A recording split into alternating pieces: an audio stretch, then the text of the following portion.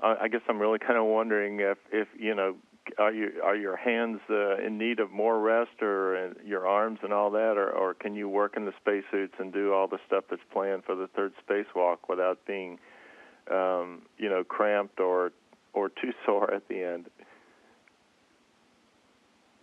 Yeah, you are absolutely sore and tired after a spacewalk. The good news is it seems like your body heals a little bit quicker in space than it does on Earth. But they give us a few days off, which are really important, like you said, to just to heal your forearms and your hand muscles. But you are tired. I've done a few marathons on Earth and half marathons, and the spacewalk is definitely takes a lot of energy out of you. We were talking to the doctors yesterday just about our heart rates, and it's amazing the heart rate level and the amount of physical work you do for the 6.5 hours we were outside, plus a couple hours beforehand in the suit and about an hour afterwards in the suit. So it's a lot of work. You're absolutely right about the physical aspect of a spacewalk.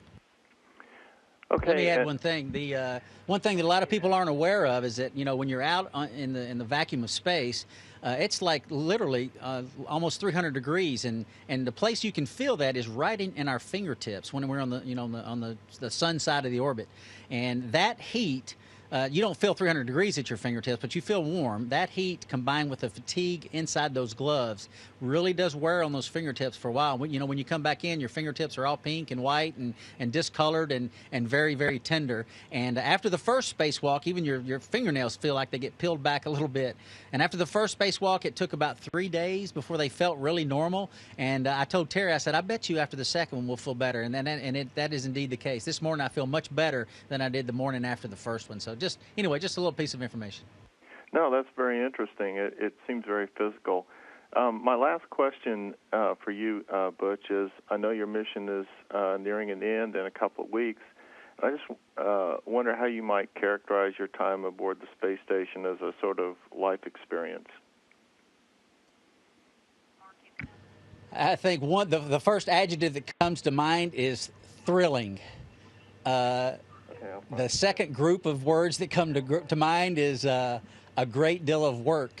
This is a busy place, and it needs to be. I mean, you come up here, you need to be ready to work, and there's a great deal that we're trying to accomplish. And so that means pretty much sun up to sundown as it would be on Earth, anyway, though we get 16 of them here, that it's continual work almost all day, every day. And it, like I said, it needs to be that way because there's so much that we're trying to accomplish. So you got to come up here with an eager, energetic attitude and keep the fire burning because it's pretty busy, like I said, and it should be. Okay, well, let me thank both of you and wish you both the best of luck as you pursue the rest of your cable hookups. Thank you very much.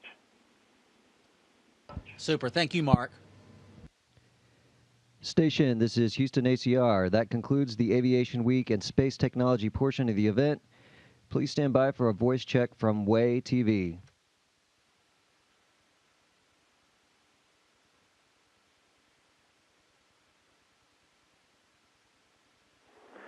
Station, this is Way TV. How do you hear me? We read you loud and clear. Welcome on board, Way TV. We read you loud and clear. Flight Engineer Terry Virts and ISS Commander Butch Wilmore are joining me right now.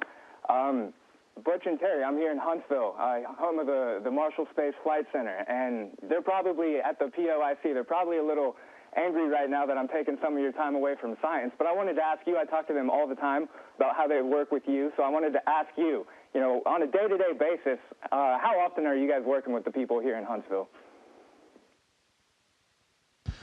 Yeah, goodness. Well, first of all, home of the Marshall Space Flight Center and home of a lot of snow, I understand. We are working with them every day, and we are just on most days. On the last few days, it's been spacewalks, but on most days, we're dealing with them. There's lots of different experiments. Every day, it's a different type of experiment, a different variety, and so one of the best parts of our time here is a chance to do science. It's the mission that we're here for, and it's a lot of fun doing such a varied and different amount of science that we do.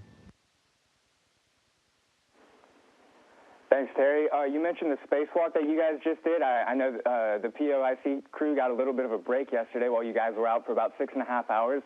You guys are in the airlock right now. I know both of you are experienced spacewalkers, but the question that I have is, when that airlock opens and you're suited up, what is going through your mind? Well, I'll say for me, this was my first, and yesterday was my second spacewalk. What's going through my mind is, what do I do next? Where's my tether going to go? What handrail do I go to? And, what are the next steps that we're going to do?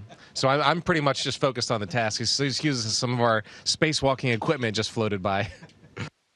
But you have to be, for every minute, it's 6.5 hours out the door, but inside it's a couple extra hours beforehand, an hour afterwards. And so it's like 12 hours of 100% concentration on every second of what you're doing. Yeah, I'll say also that the kind of the motto that Terry and I talk about before we go out and remind each other is that there's nothing more important than what you're doing right now. If you've done something great, put it behind you. You got more work to do. If you've done something bad, put it behind you. You got more work to do. You can't think about what's coming in the future because you're in the vacuum of space and you're attached to the station by a little bitty, kind of a little metal tether, and anything could go awry at any moment. So you really got to be focused on your task. Make sure your local tethers are